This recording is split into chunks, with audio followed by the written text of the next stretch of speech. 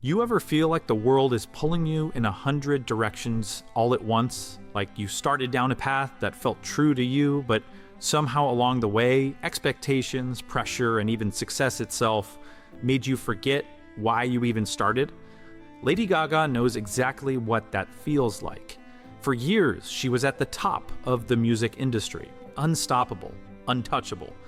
But underneath all of it, she was struggling with pain, with self-doubt, with the weight of constantly reinventing herself to meet the world's expectations. But here's the thing. Reinvention doesn't mean losing yourself. It means finding a way back to what matters most. Her latest album, Mayhem, isn't just another reinvention. It's a return.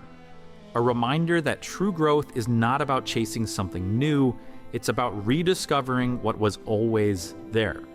So today, we're breaking down Lady Gaga's journey, her struggles, her resilience, and the Stoic lessons hidden within her story.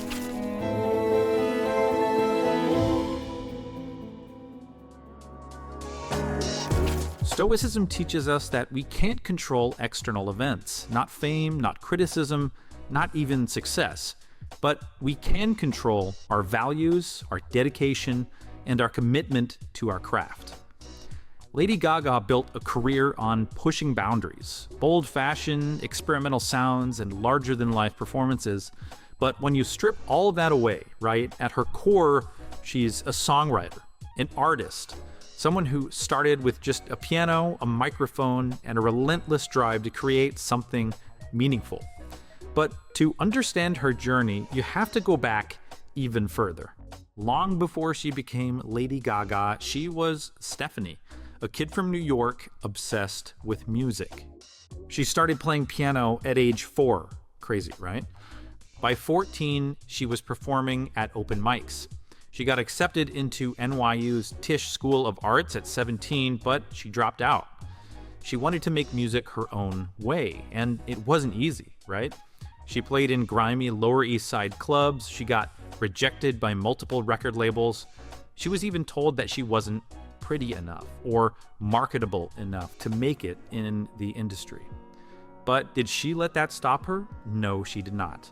Seneca once said, "Difficulties strengthen the mind as labor does the body." This is one of my favorite quotes from Seneca, and that's exactly what she did. Instead of quitting, she doubled down.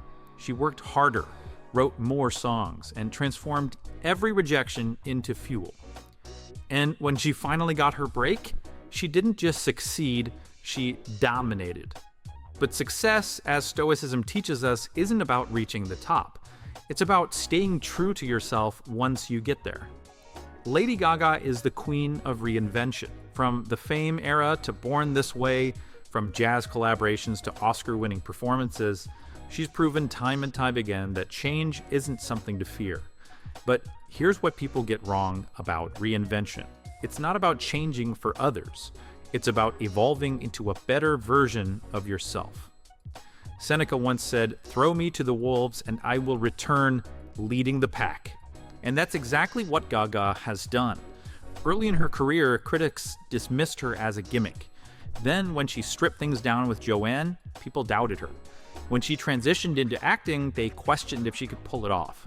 But every single time, she didn't fight the criticism. She just got better. And that's what reinvention really is, right? It's not about proving people wrong. It's not about following trends. It's about learning, adapting, and coming back stronger than before. One of the hardest Stoic lessons to learn is this: don't let praise or criticism control you. This is a really tough one. Lady Gaga has been under the world's microscope for over a decade. Every move she makes is dissected. Every album is either a masterpiece or a disappointment, depending on who you ask, right? And yet she keeps going. Epictetus put it perfectly. If someone speaks ill of you, do not defend yourself. Simply reply, "You must not know me well," or you would have said worse. That's Gaga.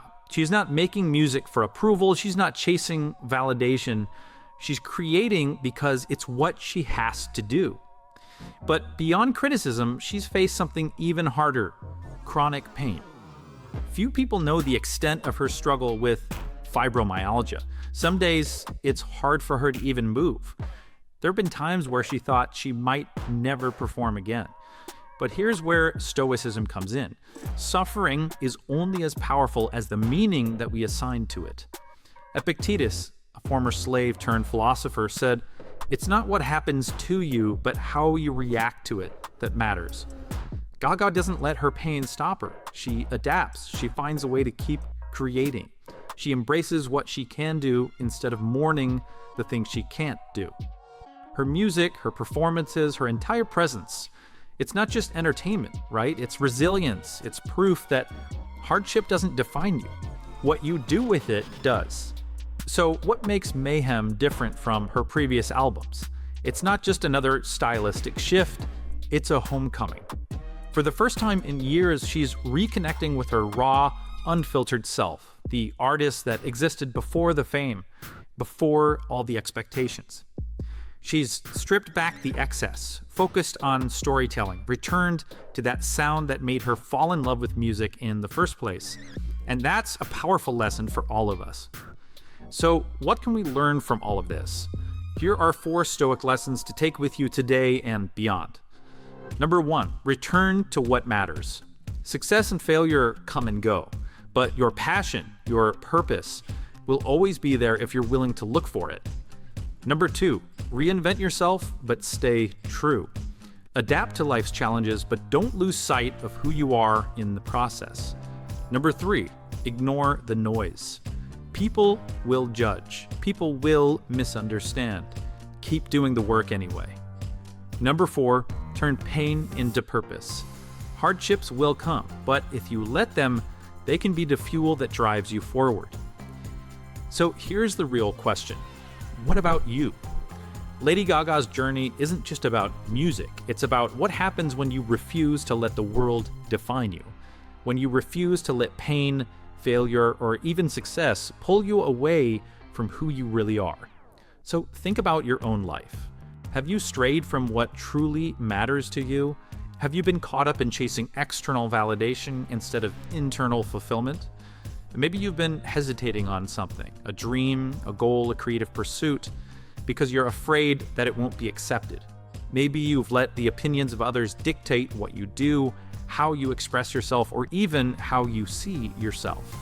But here's the thing, no one gets to define you. No one else gets to decide what matters to you. Marcus Aurelius wrote, "It's not death that a man should fear, but he should fear never beginning to live." So what are you putting off? What's something that you used to love but you've drifted away from? What's something you know that you need to do but fear is holding you back? Maybe today is the day that you start reclaiming that part of yourself. Maybe today is the day you stop waiting for permission. If Lady Gaga can teach us anything, it's that the road to authenticity is not easy. It's messy, it's painful, it's full of doubts. But on the other side of that struggle is something worth more than any approval or success. It's freedom. And that's the challenge that I leave you with today. What would it look like for you to return to yourself? Drop a comment below. What's something in your life that you want to return to? A passion, a purpose, a part of yourself that you've neglected? If this video struck a chord with you, or if you have some wisdom to add, let me know in the comments as well. I'd love to hear your perspective. And while we're at it, there's another Stoic idea that I've been reflecting on. Click this video to dive deeper.